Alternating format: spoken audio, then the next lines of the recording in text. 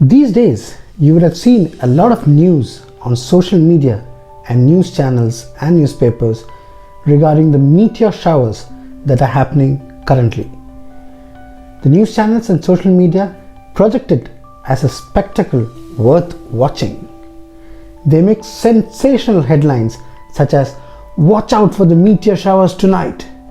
Then there are, of course, many superstitious people who are still nostalgic about Kuch Kuch Hota Hai, who would be waiting to see the Tootta Tara so that they can get their wishes fulfilled.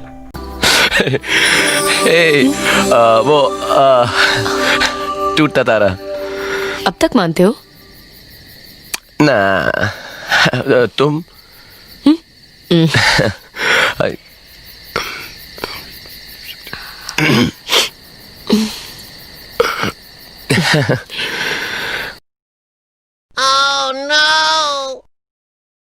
The current meteor showers that are happening are called Leonid meteor showers. The Leonids emerged from the comet Tempel Tuttle, which requires 33 years to revolve once around the sun. These meteors are bright and among the fastest moving as they travel at speeds of 71 kilometers per second. They are currently making their yearly appearance and they reach their peak in India on the 17th and 18th of November. These showers are active from November 6th to the 30th of this month. I'm not sure if any of your viewers have waited to see this spectacle in the night.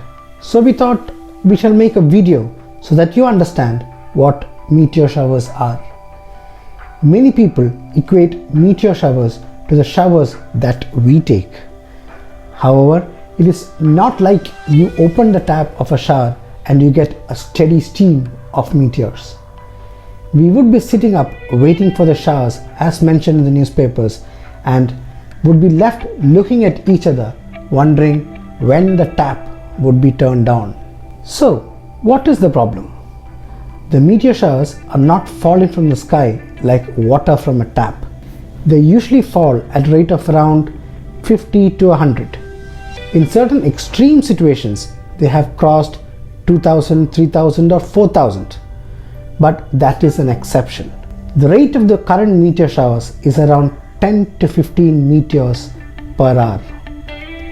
Even at its peak on the 17th, the rate was around 30 to 40 per hour.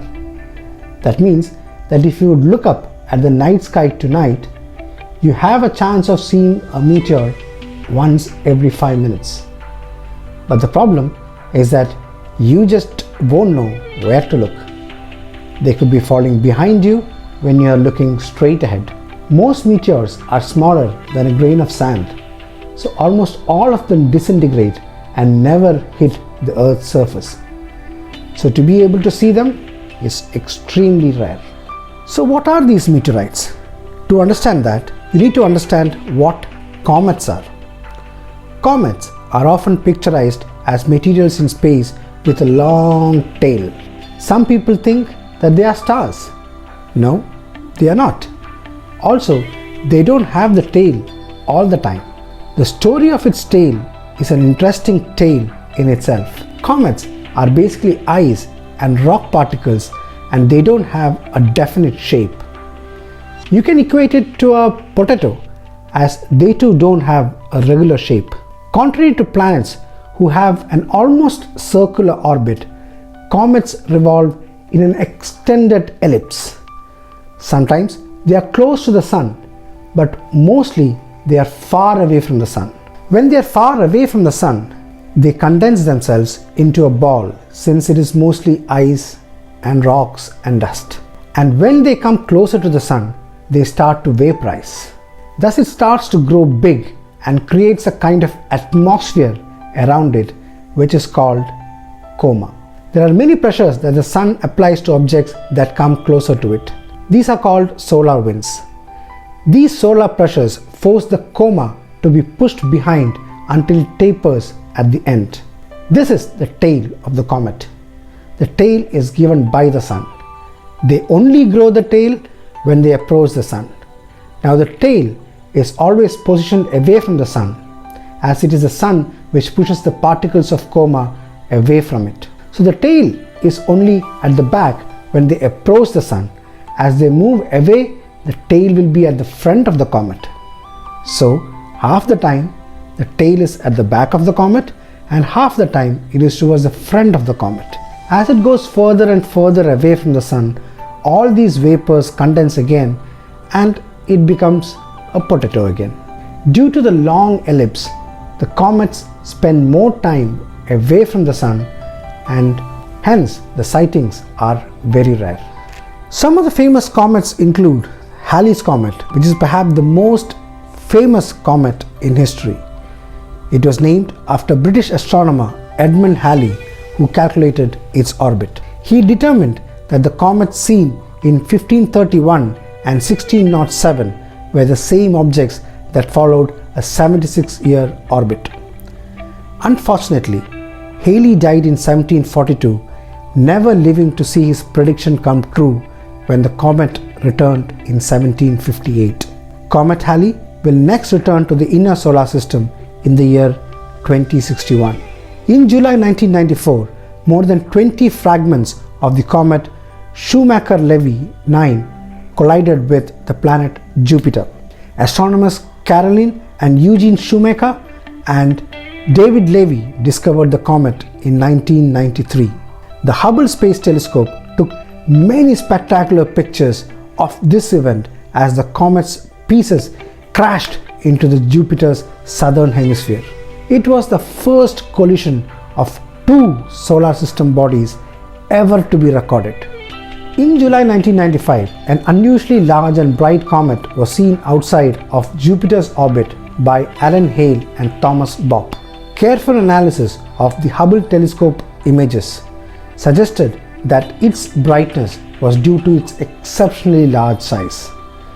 While the nuclei of most comets are about 1.6 to 3.2 kilometers across, Hale-Bopp's was estimated to be 40 kilometers across. It was visible even through bright city skies and may have been the most viewed comet in recorded history. Comet Hale-Bopp holds the record for the longest period of naked eye visibility, an astonishing 19 months. Sadly, it will not appear again for another 2,400 years. And finally, coming on to the comet Swift-Tuttle. Comet Swift-Tuttle is noted as a comet some scientists predicted could one day collide with Earth because the two orbits closely intercept each other.